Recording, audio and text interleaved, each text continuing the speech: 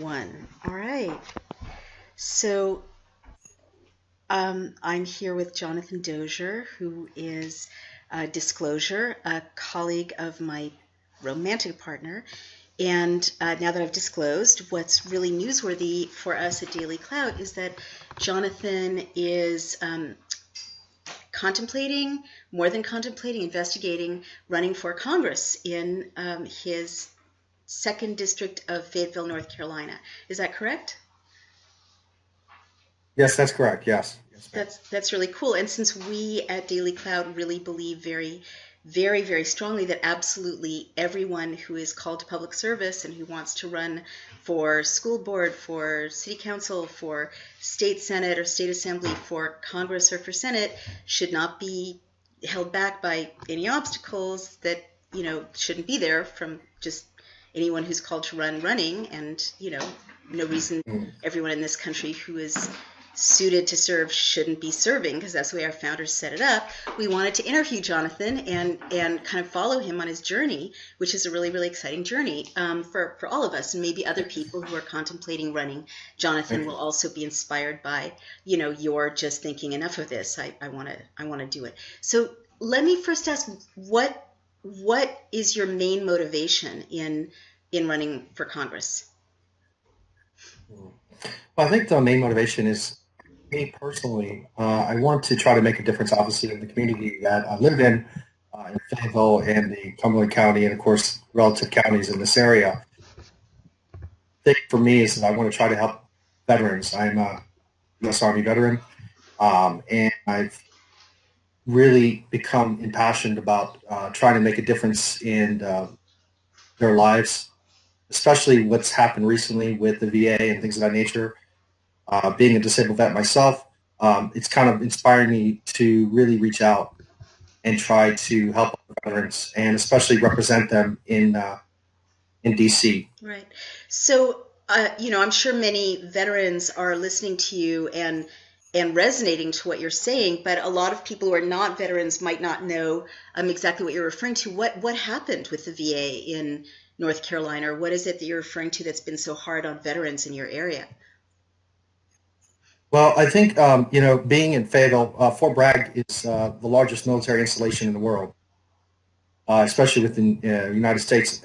More so, we have the Special Operations, the 82nd Airborne. So there's a lot of veterans in this community, and especially within the last maybe two administrations. Previously, there's been a lot of veterans who class citizens. They fought for this country, they served the country, and I think what really ignited it was just a recent news story that I saw in a VA where there was an older gentleman who was lying on the floor in the VA, and I and the worst part is everybody's kind of walking over him. They're really not doing anything, and of course, um, it's just a travesty for me. I can't be on the sidelines anymore. I have to join the fight and represent my brothers and sisters in really helping them um, stand up for what is right with them. And I've just kind of had a point where I just can't deal with it anymore.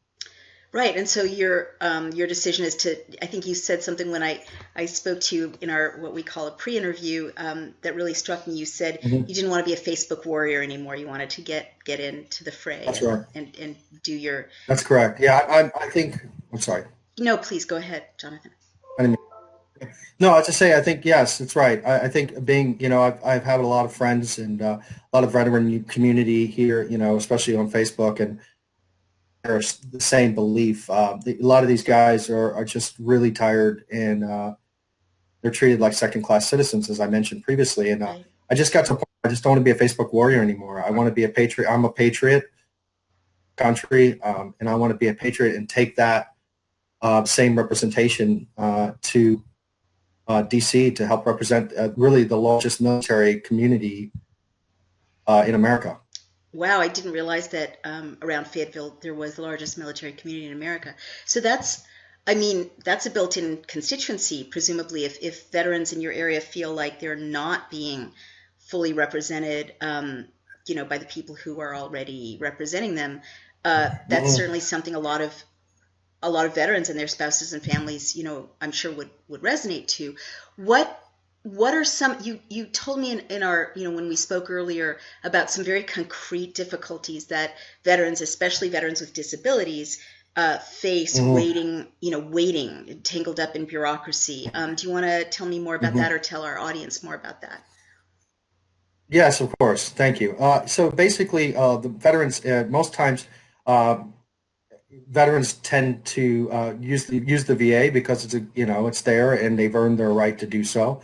But the problem is that there's a mass exodus, almost like a baby boom of veterans. Essentially, you have all these veterans that have generation plus the Vietnam veterans plus the first Gulf War. All these guys have been getting out, and they've had a lot of difficulties, especially dealing with physical ailments.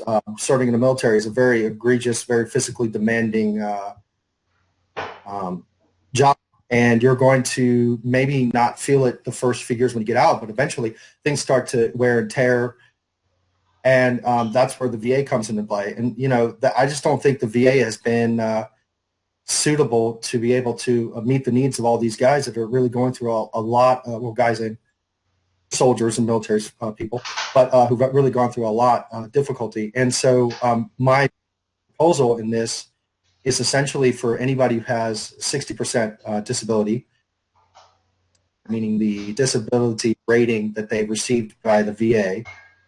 Basically, anybody who has a 60% disability rating or higher, they should receive a subsidized TRICARE or an offset of What's TRICARE. TRICARE, TRICARE?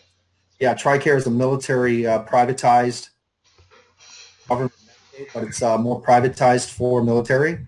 It's that allows military soldiers and spouses to basically to receive privatized health care. And so the idea that I have is rather than, since the VA is already overwhelmed as it is and dealing with these issues, basically the best way to do this is to privatize a portion of those who are really needing that help, who are really hurt. 60% or higher means that they are really high level and they have a lot of issues. And so the VA, I believe in my heart, will not be able to address these issues with these guys, especially when they have been on the waiting list 30, 60, 90, 6 months. I mean, there's been people that have actually died waiting to see the VA. And Jeez. that is just completely despicable to me. So, so I just can't believe it. Yeah, yeah. So I didn't mean to interrupt you there, Jonathan. So No. that's what you were describing to me. And for people who are not familiar with, the nature of the waiting, you were saying people are waiting to see a doctor, or they're waiting for a check to reimburse them for medical expenses. What is it that people are waiting for Yeah. 3 and 6 and 9 months? It's actually just right, just to see a primary care or follow up on a primary care physician or a Are physician. you kidding Um, me? and yeah, it's factually so. There's been people that actually have had severe issues that have been seeing a doctor and then they're waiting on a specialist. And it's almost like socialized medicine in a sense, where you basically, it's like a triage. Where basically, they say, okay, this guy is more important than this guy. So what they're going to do is determine the level of importance, and then essentially determine his time or their time to see the physician or see that specialty care. Does that mean social status importance, or does And it mean like bad injury importance? Well, no, like a triage in a sense. So in a military triage, essentially what we do is we determine, like say on a battlefield, is we determine who's the most vital that needs to be seen right away versus those of whom who are essentially not as bad. Hmm. So what they do is they determine this same principle based off VA is where they say, okay, this gentleman or this woman is basically is not as Badly hurt. vital at this. Oh, So what as happens vital is to the they get military, or as overwhelmed badly and then hurt? they get, yes, that's right. So basically they're put on a waiting list essentially. Wow, that's so people are suffering in your community. Men and women who've Yes, served their country and been in harm's way and sustained injuries, yes, or I'm assuming PTSD also falls under this rubric of people who have a Yes. medical Yes. emergency or need urgent medical care because it's a medical condition, Right. and they're just suffering and they're waiting 3, 6, and 9 months and they're not getting help. Is that the situation that's That's calling correct. to you? That is the exact same situation. That is exactly well described, very well described. Exact situation that we're facing as veterans. They highlight some of this in the congressional hearings. They talk about this, and it's generally more reactive rather than proactive. And that's why the step is rather than sort of glimpsing over the idea of privatizing 60% or higher disability rating, to allow them to utilize that component. TRICARE is already in place for military. We get TRICARE. If you're an active duty soldier or active duty Marine or whatever, you get TRICARE. It's if you, especially if you have spouses. Mm-hmm. So it's already implemented in the military confine. All we're doing is extending it now and setting it out to those of whom who have that 60% disability rating. So if the VA cannot meet that satisfactory rating, let's just say threat, and they can't see within 30 days, then they could utilize their TRICARE option to see a privatized healthcare physician to allow them to be able to get the care that they need. Wow. I mean, it sounds like you've really thought through the details of your platform, at least the central plank of your platform. Yeah. That's a pretty detailed. Yes. So And PTSD is a new is so PTSD is a newer. It's always been there, especially for a lot of combat soldiers. PTSD, they actually just call it battle fatigue. That was kind of the term back in the day. PTSD is only really newer within the last 10 years that they've sort of identified that, and they've sort of said, hey, this is what this is. Most of the older generation, and this is the great point that you made about PTSD, most of the older generation folks, they really didn't understand that. Most of the doctors didn't know how to deal with it, especially in the VA, because they sort of said, well, look, it's battle fatigue. This is normal. You're feeling this way. And I've had many friends, in Vietnam War, friends that have really had to grips for decades. I mean, decades of PTSD issues. They were never addressed by the VA, and only recently have they seen care. And I'm talking 20, 30 years after Vietnam. I'm so sorry to hear that. And I just have to, from my, totally not in the middle of the fight that you're fighting and have fought vantage point, many veterans in my travels across the country talking about the Constitution have talked about PTSD and how totally widespread it is, especially with the kind of warfare that, people like you were asked to engage in now, very traumatic, minefields, explosive devices, combat in civilian areas, which I gather studies show is even more traumatic than, traditional battlefield combat. And they also they tell me horrific stories about being dismissed, vilified by the system, and actually having, if you see a psychologist or a therapist in the military, it goes into your record in a way that is bad for you. That's right. Does that? That's correct. Having that stigma. Well, that's correct. That is very good. Very great statement. Yes. So having that stigma as a PTSD generally is a negative on their rating because their fit rep or their physical ability to serve is jeopardized by their fact of their psychological issues. And most of the problem they deal with times over, the psychologist that's on post, especially with the rampant PTSD that is now, the psychologists on post can't even keep up with the demand because and this is another issue. And so what they do is they offer many types of drugs. I've had friends, the severe cases, the PTSD, and they are basically put in almost like a morphine state, where you're just completely psychedelic. And they can't even function. It's a travesty, a complete travesty. So again, you're touching on something huge, and not just in your area. Again, I just want to say I've heard absolute horror stories about this, especially about Ambien. I mean, I've heard that a lot of sedatives are being prescribed to veterans with PTSD or active duty military with PTSD, and where there's evidence now that some of these sedatives result in psychotic episodes, and so.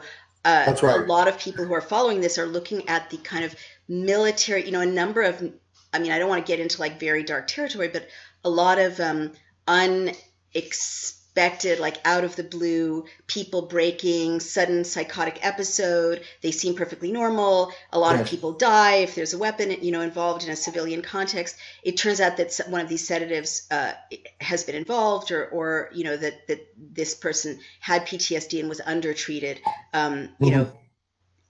by the system. So, I mean, That's I know right. that these are like outliers, of course, but it's definitely a problem that is like surfacing in all kinds of Mhm. horrible ways. Let me ask you this: people that you know, and I just want to say, PTSD is a huge, real thing. I've talked about it and studied it, the way it relates to women Mhm. who have been victims of sexual assault.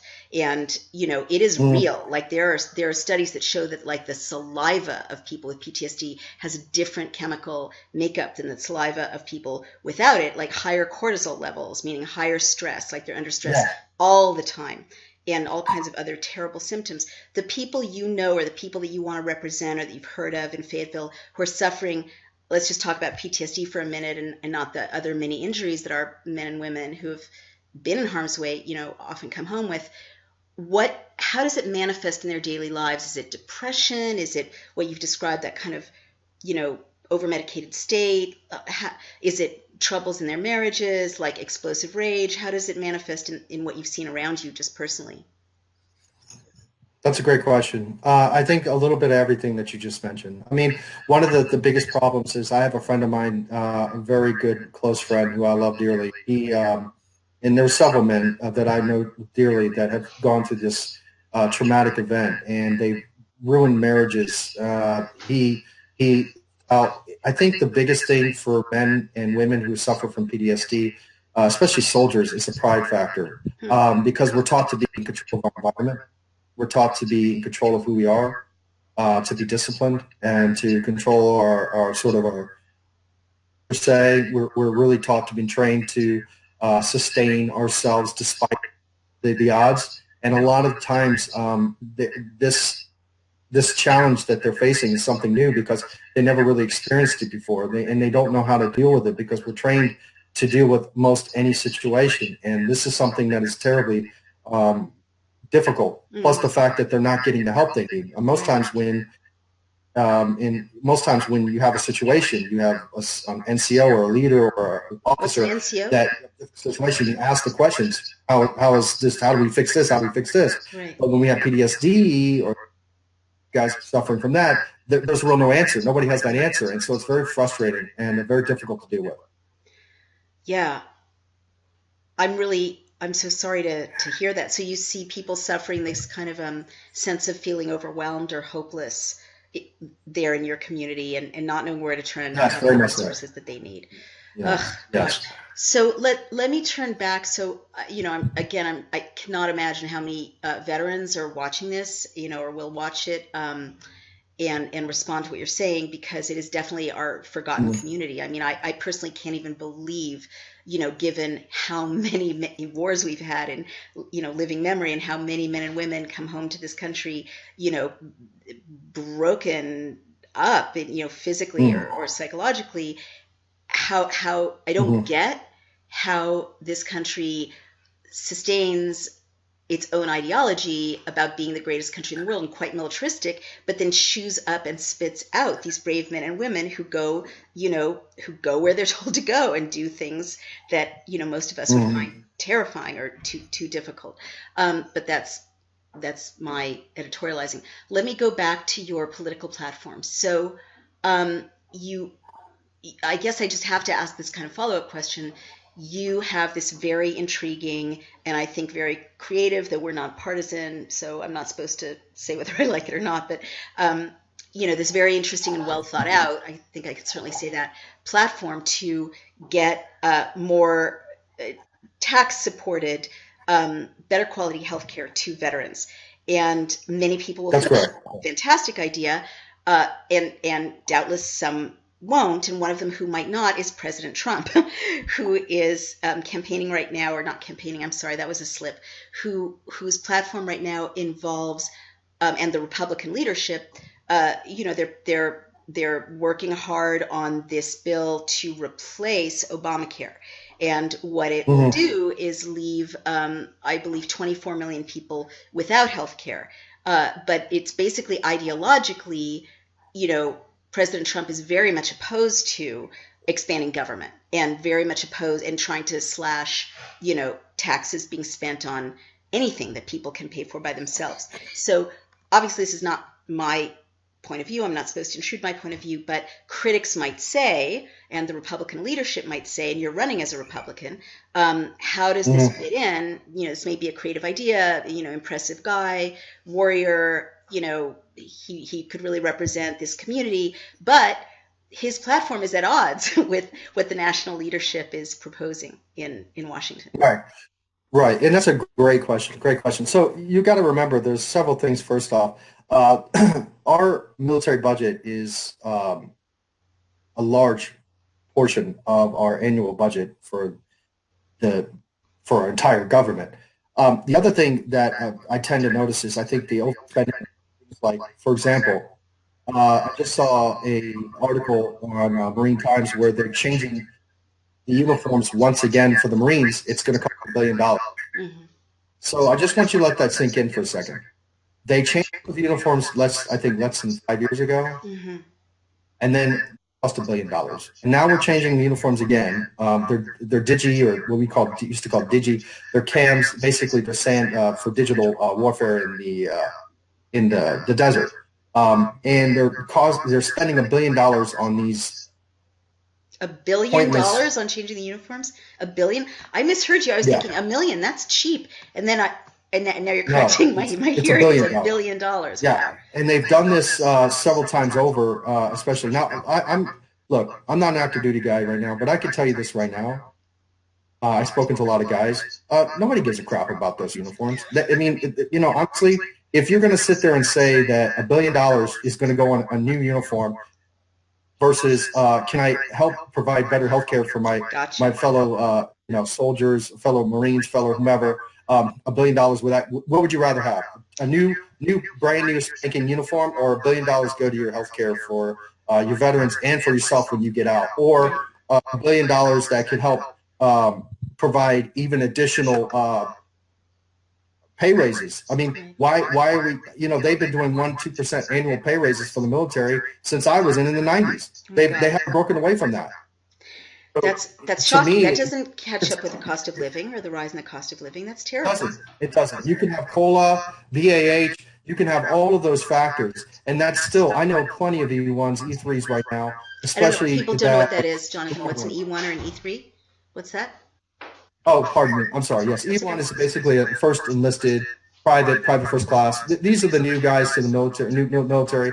So they essentially are the new ones, and some of them have families, and they rely heavily on subsidies like COLA, which is cost of living allowance, or Oh, I see. BAH, which is for housing.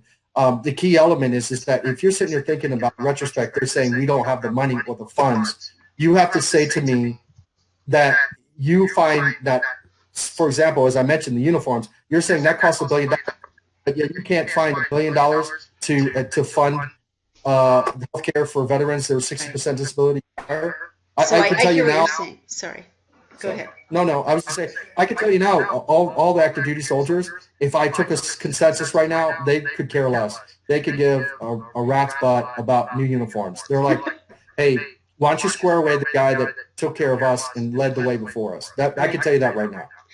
I mean, I don't doubt it. And you're confirming what many news stories have reported, that there's a lot of waste in military budgets that can be cut. And I would guess that those expensive uniforms are some relationship to some supplier that has a cozy deal with the government or has lobbyists in Washington. What I hear you saying is that, and I think it's a really great answer for Republican, leaders. You're saying you're not about raising taxes overall. You're about No, finding waste in military spending and reallocating so that things that are more critical in your view, like healthcare and psychiatric care for people with PTSD, get delivered to people as opposed to non-essentials like new uniforms. Is that a fair way to summarize what you're saying? I think so. Yeah, I'm a very staunch conservative in the sense of I'm saying conservative in the sense of, I grew up in my family. We didn't have a lot. We had 8 kids, Where did you grow up? Oh my and goodness, that's a big family. yeah, my dad had 8 kids. Yeah, and so ideally we struggled. I mean, we had powdered milk for God's sakes for cereal. I mean, that's and bologna sandwiches all day. And so, I mean, I grew up in a conservative mindset where we don't spend more than we have, and ideally, we don't try to live outside of our means. And of course, that's been the unfortunate situation for this country. We're talking for me, and when it comes to the military, I'm okay, especially with military veterans. I'm okay with robbing Peter to pay Paul in this regard, especially when you're talking about frivolous spending on items that are non-essential. Gotcha. And I don't care what four-star general tells you that they're essential. I can tell you now, the guy on the ground, as long as he has a weapon that works and a suitable gear, Hmm. crap about that uniform. I'm telling you that right now. He's just like, hey, I'm just here to do a job. I believe you. So where did you grow up, Jonathan? Well, I was born in Norfolk, Virginia, Hmm. and then I out half of my life, and then I actually moved to Savannah and Atlanta at that point as a younger teenager, and then I just stayed in Atlanta, and then I left for the military from Atlanta. And what drew you to serve in the military? What attracted you to that? Well, I think I was about 18, and a lot of times I was in high school, and when you get to that point in your mind, in your mindset, you've got to say, what am I going to do with my life? Everybody's, they can choose where they want to live and where they want to be and have that sort of knowledge. And me, I didn't have a clue. I'll be honest. And the thing is that I felt like I should go to college and spend $60,000 trying to figure out what I want to do, or go to the military and then at least find that maturity, get the training, get the understanding, discipline myself, and then figure out what I want to do with my life while serving my nation. That's pretty Gotcha. much what I. That makes sense. And I don't mean to pry, but your supporters or your critics are going to ask, are you allowed to say where you served, or is that not something you Yeah, can I mean, share? yeah, I mean, I served, I served I served in Hawaii. I did 8 years. I really just did 8 years. I really didn't do a lot of time. Hmm. So, I did 8 years and I did my time and got out. But yeah, I mean, I served at Schofield Barracks. I served in Georgia, and also Korea In for a Korea. couple of years. So, I mean, I enjoyed my time, and again, it was only 8 years, but I learned a lot. And I think the key element for me was that that discipline, and that understanding about, and in the previous comments, the warrior ethos, that understanding of how to overcome, improvise, adapt, create that no-win scenario becomes the win scenario. I learned that, and it was already instilled in me by my grandfather and my father and my parents, who worked very hard. But I think the military exacerbated that by allowing me to really find focus and sort of discipline myself to then, work 2 jobs, Right. raise my family, have 4 kids, be a Wow. husband, Yeah. or get my bachelor's, my master's, and almost my doctorate. Because at this point, you know, I feel like, I can't be an example to my kids if I can't lead by example. That's So really, a lot of people find that this is like a real American uh, success story. I mean, it sounds like you're saying you were not born to vast wealth. I think you joked no, earlier that you see yourself as, what was that, having been born with a spork? What was the joke about? a spork, right? You're, No wooden spoon, no wooden spoon. It was no like a silver KFC spoon, no spork. wooden spoon. Yeah, It's a spork. Yeah, and I had, yeah, I I had a think spork, I had a a lot of spork in my mouth. a lot of hardworking people, Yeah, would relate to that, right? Nothing's handed over, and yeah, you've gotten yourself educated. You got through college by yourself. You went to graduate school by yes, yourself. Presumably, family money was not greasing the wheels yeah. for you, and you've raised 4 kids. No, You live in Fayetteville. no. Um, Yes, so yes. the elites of this country might be saying, well, this guy says he wants to run for Congress. Why should this, quote unquote, in your words, ordinary Joe, the guy who Average works guy. hard, average guy, these are your words. I don't think anyone's Yeah. average, but No, it's okay. you're more a member of the community you want to represent than sort of gazing at them from like the heights of Yeah. somewhere. And why should this guy think he can run? A, I'd like to know your answer to that. And B, I want to hear a little bit about how you're starting your journey, because as you know, we touched base, we really believe that anyone, as I said, should be able to run. And so, well, let me start with the first question.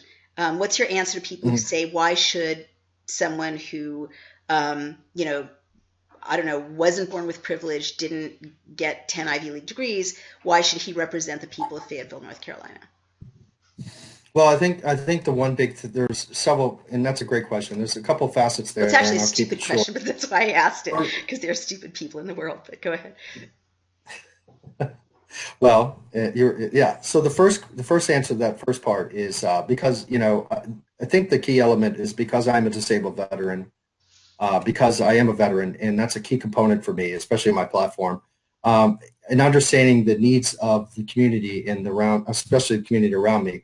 I think the way the framers had founded this country is that they did not want completely. They wanted every facet of life to be a representative of not only the community, but also within the government. They wanted everybody to sort of, if they had a desire, if they had a love for their country, the passion, they inspired that, and they wanted that, and I think that's the way it was meant to be. Is these people, these average people, who did amazing things, great things. They really wanted to serve and love. They loved this country, and they wanted to serve it, and then go back to whatever business they were doing. They had a love and desire, and to me, in this sense, that's the reason why I want to do it. I'm an average guy, but I have an above average love for my nation. I have an above. What a beautiful sentence. Well, thank you.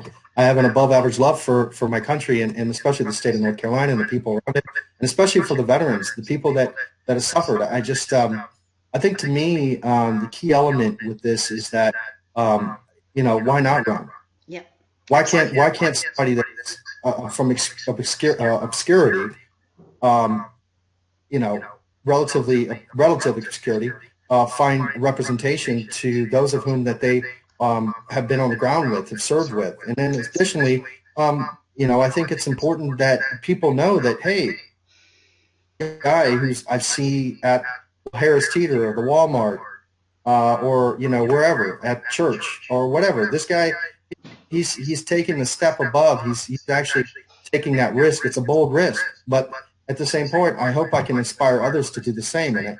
And sometimes being a leader, you got to lead from the front. That's the mentality in the military. Being the front runner, you get the most wind in your face. Right. So be a pathfinder and pave the way for veterans in the nation right now. Mm-hmm. We've had a mass exodus of a lot of veterans right now, and they're lost. And I encourage other guys, other girls, other veterans to be more proactive in the local community, the state.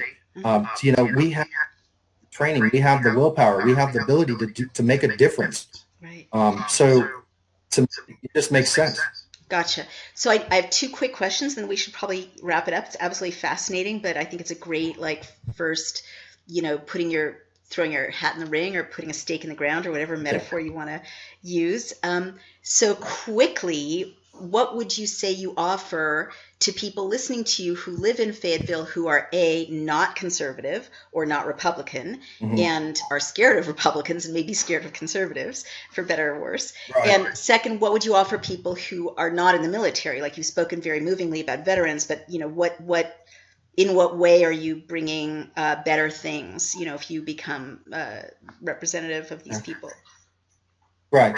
I think the key element is exactly what you just said. I'm representing the people. I'm not representing just veterans. Veterans is a platform that I find I'm very passionate about, but I'm also passionate about improving the community around me, and improving the lives of individuals that are helpless. I mean, so give veterans, me a concrete example. I'm being a reporter.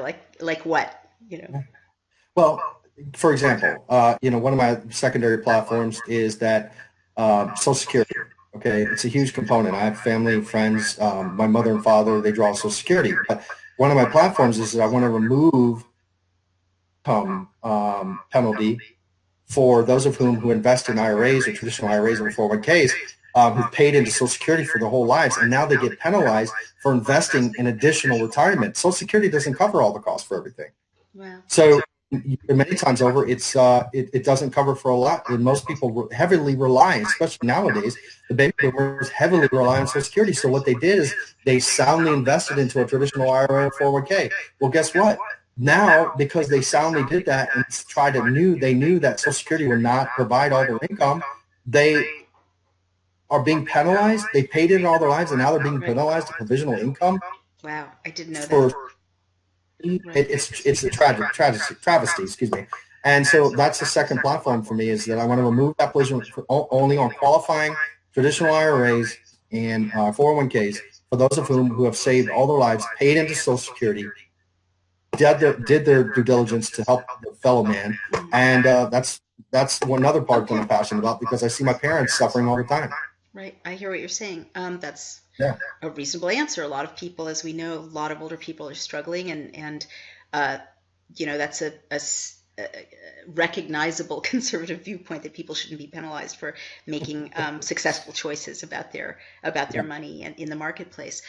So now let's go to two more quick questions. You are starting out your candidacy, or you're beginning the process. You and I spoke briefly. I did a little looking because at Daily Clout we're nonpartisan, but we definitely want part of our mission to be encouraging people to run and connecting them with people who can help them run, or giving them information that will help them run. So we found some really interesting training programs that I encourage everybody here who identifies as a Republican to look at.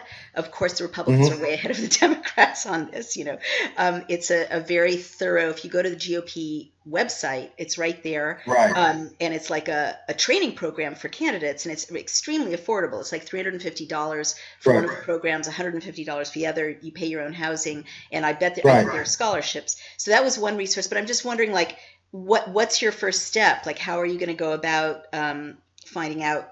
What are you going to do to start this process? And can we watch you on your journey? Yeah, well, of course. Well, thank you. So of course, that was a great GOP website, as you mentioned, that provides, it's like a boot camp for candidates. Basically, they're teaching you how to do fundraising, to understand the sort of political ins and outs. And it's very inexpensive. In fact, I didn't know about it until I saw that that you were poignantly pointing out. To me, it's an incredible aspect, because what it does is sort of helps those of whom, like myself, who are looking to do something in their communities, can have that ability to understand how the inner working of fundraising and politics work, especially with fundraising, because fundraising is a key component of the political process. Absolutely. And so, and there's no reason people who don't come from wealth can't raise money, enough money to run. And especially you have a bunch of networks. I mean, you have deep roots in your community, in your church. And another thing that makes a successful candidacy is someone who does have a fat Rolodex, as we used to say before it was all digital. So that's great. So is your first step going to be, to find out about that GOP training program? Is that something you're planning to do? That's right. So I've already I've looked it over already. It's a very I think it's a very condensed training platform. They even say on the website that it is very condensed and very timely, and you have they really put it all together in a very well explained platform. You basically can, like I said, learn about fundraising, learn about state dinners, learn about how to set yourself up for success. So are you going to do that? Are you going to go to that training program? Yeah, it's in November. It's November. I think it's November 1st, November. So I'm planning on looking at doing that. Fantastic. Well, keep us posted. I'm going to post the link so that everyone else who wants to run, wherever they are, if they're Republicans or willing to run as Republicans, a lot of people are independents, but willing to run as Republicans because they have to choose a party.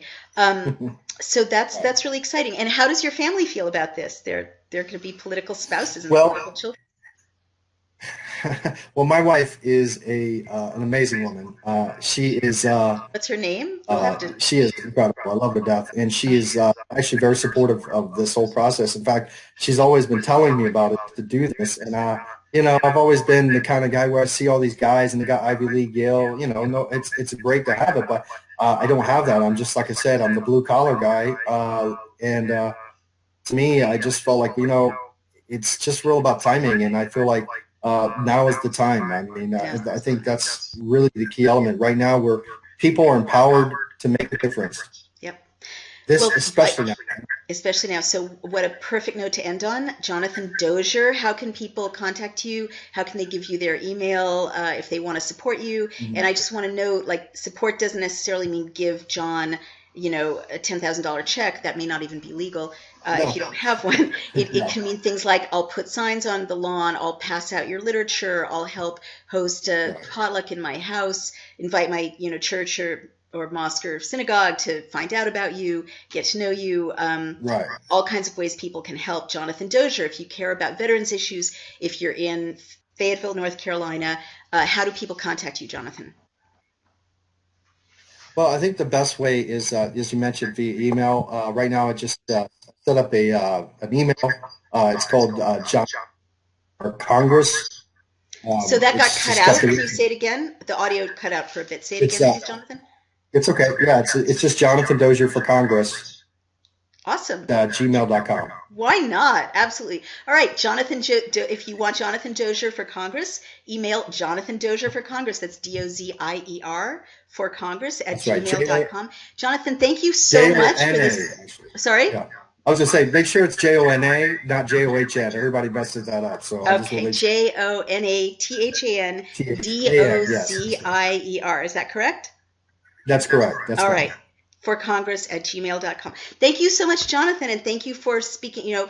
I think it's very gutsy for anyone to run. I think it's Thank gutsy you. for people who are not kind of handpicked by the elites to run. And I think that, Yeah.